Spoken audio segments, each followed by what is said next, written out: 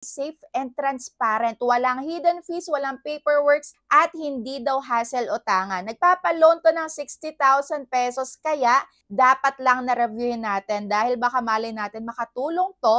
Dahil nakita ko nga na 2 to 3 terms tong pwedeng bayaran. So ayun, wag na natin patagalin, umpisahan na natin. So share ko nga lang pala sa inyo itong electric fan ko na napaka-cutie. So ito, nabili ko lang din sa may Shopee, and para sa may bahay na gusto ay, ayan, Team White and Team Wood. Ayan. So, ito ay wooden stand pan ng Asahi. Medyo mabigat, pero syempre, para saan pa yung ating malaking braso kung di natin kayang buhatin yan. Napakaganda, and, ayan, talagang nakaka-aesthetic sa may bahay. Kung ako sa inyo, i-check out ko na din to. O, diba? Napaka-cutie. So, perfect sa may color white and brown natin na, ayan, theme ng kwarto. So, ito na nga yung loan application na to. So, ito ang Peso Easy. So, Philippine loan application under Best Friend Lending Corp. So, ayan. Ito na yung pinaka-homepage. Ang maximum nila is up to 60,000 pesos. And up to 180 days, 0.05% per day naman ang kanilang interest. So, yan, 3 minutes lang daw ay tapos na tayo at makikita na natin yung credit limit na ibibigay nila sa atin. So, ito nga lang naman yung mga sasagutan. Una na nga nilang hihingin ay ang ID type. Ayan, yung ID natin. So, eto nga yun. Ipa-flash ko na lang din dyan. So, hindi naman din sila mabusisi sa may pag-picture ng ID. Pero dito sa kanilang, ayan, facial verification, kailangan nakaayos, nakatapat ka dyan sa may bilog sa may phone mo. Ayan, pagka hindi ka dyan nakatapat, medyo mahihirapan ka dyang mag-next. And tinatanong lang din naman yung mga normal na information ng mga loan application. Ayan, education, marital state, may credit card din. Tinatanong nila kung ilan yung credit card mo. Syempre, email, gender, and address mo. So, dito naman sa may profession, nakita ko may pamimilian na student and unemployed. So, ako, tinry kong i-click yung unemployed. So, nag-go naman. Kaso nga lang, di ba, bakit napakadaming emergency contacts palang hinihingi dito? Kailangan lang naman ng 5. Akala ko ngayon 2025, puro 3 contact references na lang yung hinihingi ng mga loan application. So napansin nyo ba, yung mga bagong labasan na loan app, usually ay 3 na lang yung hinihingi. Yung iba nga ay kung maganda-ganda, 1 na lang yung hinihingi. Pero dito, meron pa palang naligaw na 5. Ito yung pinakamadaming, ayan, contact references na hiningi na nakita kong na-applyan ko na. 5 yung pinakamarami. O, diba? Maghahanap ka pa, mag-iisip ka pa sinong contact reference yung ilalagay mo dito. Basta make sure kung maglagay man kayo, abisuhan nyo muna sila na ilalagay nyo sila as contact reference para walang maging problema, para hindi sila mabigla na bakit merong nanhiningil sa kanila ng utang. So, next na nga. So, tatanungin din kayo kung ano yung loan purpose nyo. Ayan, eto pa pala. Naghahanap din ng alternate mobile phone number mo. So, aside sa may phone number mo pinang sign up, doon sa may 5 contact references, kailangan pa ng isang alternate. So, bale 7 phone number ang kailangan mo dito. Well, optional lang naman, pero alam naman natin, lahat ng optional na to is tinitingnan din nila. Ina-assess din nila kung ilalagay mo, mas mataas ang chance mo na ma-aprobahan. At nanghihingi din ng Facebook account and Viber account. Optional lang din naman, pero gaya na sabi ko sa inyo kanina, mababa ang chance pag hindi nyo to na ilagay. So, ayun na nga po. And ayun na pala, after nun, dito na tayo sa may wallet. Napakabilis naman palang applyan talaga na to. So dito, wala nang iba pang hininging information. So yun na yun, ang bilis lang nga.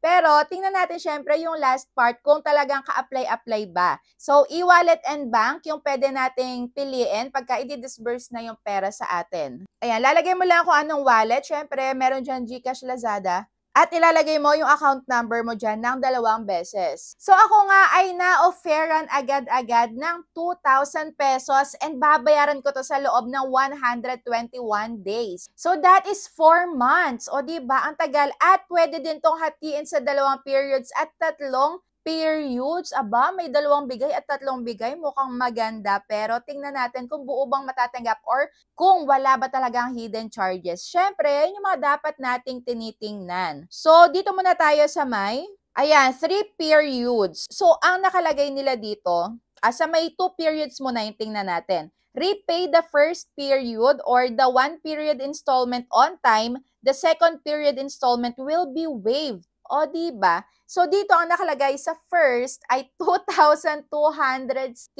My gosh, pero 7 days lang pala. Ayan. Hindi po totoo yung 121 days. So, ito, hindi siya 121. 7 days lang. Short term lang ulit.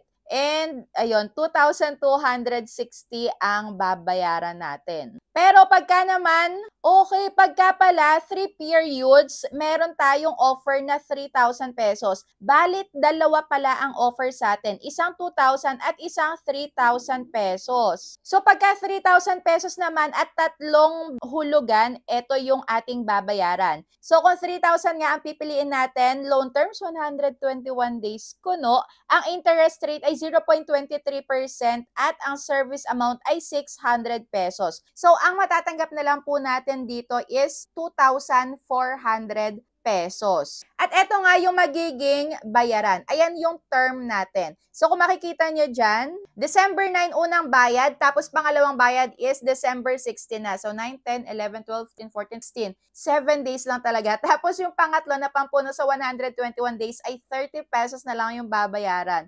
O, di ba nakakaloka? So, binayaran mo yung una at pangalawang installment mo on time, ay mawi-waive na yung pangatlo mong pagbabayad. So, which is 30,000 pesos yung hindi mo nababayaran pag nabayaran mo tong dalawa na to na short term. So, yan nga yung pagitan. December 9 saka December 16 at ang babayaran 1,905.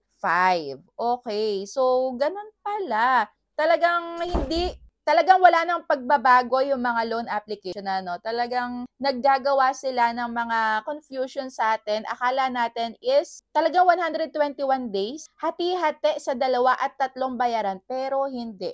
Fake news. At para sa may overdue na amount ay meron po tayong penalty interest na 5% per day. Per day yan ha, hindi siya per month. Gaano kalaki yan? So kung ako sa inyo, pagka nag-try kayo sa ganitong klaseng loan application, tingnan nyo, busisiin nyo yung mga nasa may details. Kasi ako, kinlik ko muna yung loan agreement dito sa may ibaba. Kung mapapansin nyo dito sa may pinaka-last part ng loan confirmation, wala dyan yung iba pang details. O, di ba? Kulang. Dahil hindi naman na nakiklik itong nasa may baba. So, i-click nyo yung loan agreement. Yan yung pinaka-the best nyo na dapat gawin. Diyan yung makikita yung mga late payment fee kung magkano, ilang interest. Kagaya na to, dito lang lumabas. So, dito lang natin nakita na may 5% per day pala na, ayan, interest rate na kailangan nating bayaran. Ayan, penalty interest rate. Napakaloka, nakakaloka. So, ayun na nga po. Siyempre, chinek ko kung pwedeng i-delete agad-agad yung account dito. And,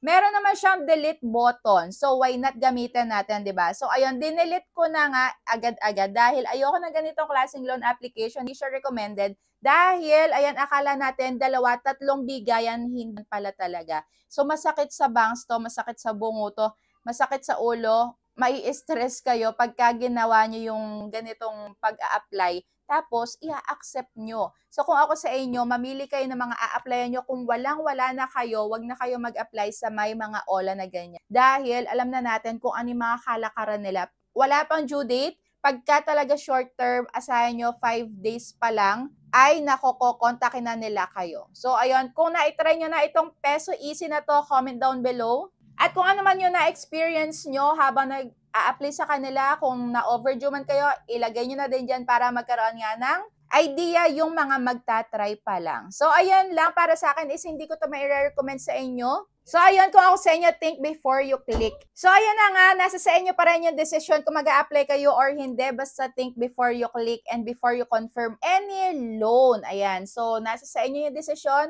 Basta, ayun, be a responsible borrower. Kung hindi kayang bayaran sa may pinaka-due date na ibinigay is wag na pong i-accept. Para less na lang sa may isipin natin. So, ayun lang. Hindi ko siya mai-recommend. And, ayan, marami pa tayong i-review ng mga bagong labas na loan application. So, ayan, thank you for watching and see you again on my next vlog. Bye!